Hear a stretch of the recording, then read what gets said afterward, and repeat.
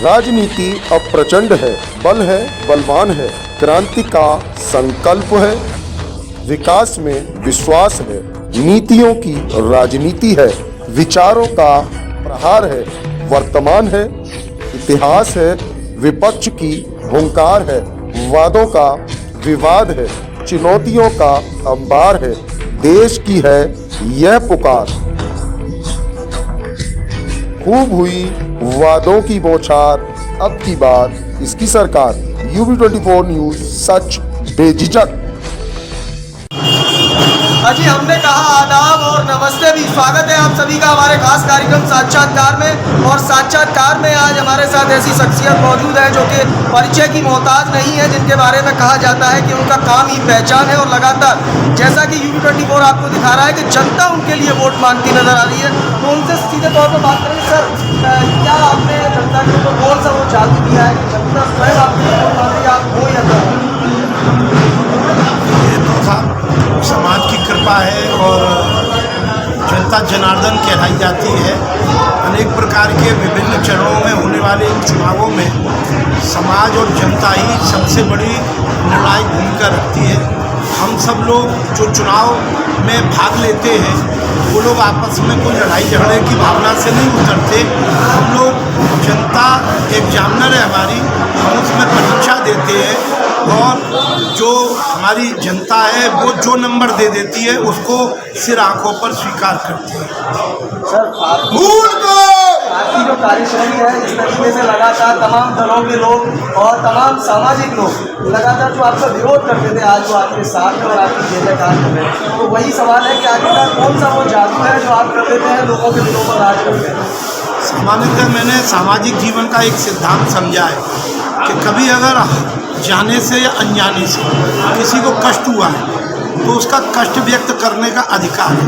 कभी कभी क्या होता है कि किसी को दुख हो गया या तकलीफ हो गई और उसने उसको व्यक्त किया तो हम उसको एकदम से ऐसा मान लेते हैं कि जैसे अगर कोई मतलब दुश्मनी है। मैंने हमेशा इस बात को माना है कि जैसे भाई भाई होते हैं, राम लक्ष्मण की जोड़ी होती है।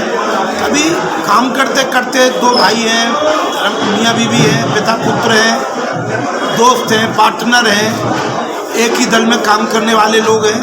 कभी कभी परिस्थितियाँ ऐसा मोड़ लेती हैं कि दो लोगों के विचार नहीं मिलते जी।